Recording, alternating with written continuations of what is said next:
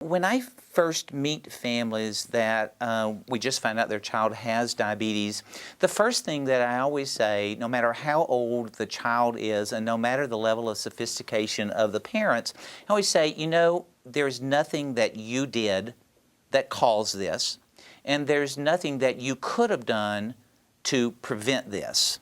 Because a lot of families think, well, I fed my child too much fast food, or I let my child have lots of candy. Well, those things don't cause diabetes. We'll talk about what does cause diabetes, but thinking bad thoughts or eating junk food doesn't cause diabetes. If it did, you know what? I thought plenty of bad thoughts. I've eaten lots of junk food, and I don't have diabetes. And the great majority of us have thought a few bad thoughts. So it's just important to know that you didn't cause it, and there's nothing that you could have done to prevent it. The second thing that I want you to know is that we're going to talk a lot about diabetes, but it's also important to understand that life has to go on. And so often we talk about diabetes control, and I always call it diabetes with a little c. We're doing the best we can every day to keep that blood sugar as close to normal as we can. But there also needs to be control with a big C, and the big C means that life needs to go on. And by that I mean, the family life should not circulate or circulate around a single child. If there are 4 other children in the family, mom and dads have to pay attention to those other 4 children. If there were rules, and most families have rules in the family, those rules don't change just because Johnny has diabetes.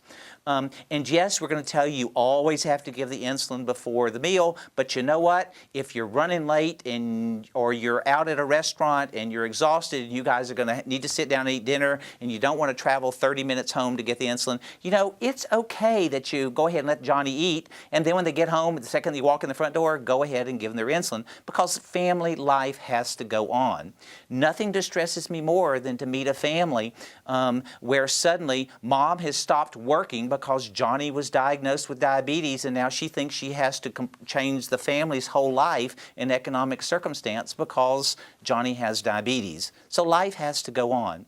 And the third thing that is also really important is that health professionals like my staff and myself can't help you if we don't know that you're having a problem.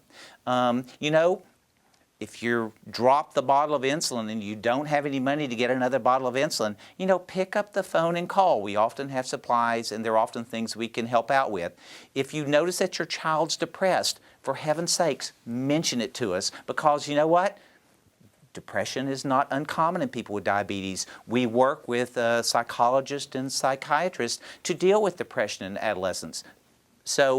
But we need to be aware that there's a problem, and then we often and almost always can figure out a way to help you and your child to grow up and be healthy and happy.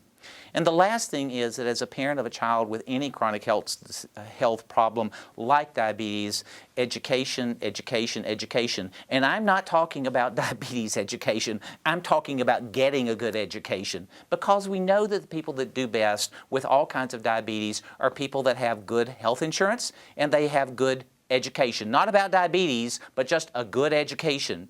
And a good education means a good job, it means good health care, and therefore it means good diabetes care. So as a parent, not only focus on the diabetes, focus on being sure that your child knows that academics are important, that going to school is important, that getting a good education is important, because that is the best way to protect their long-term health.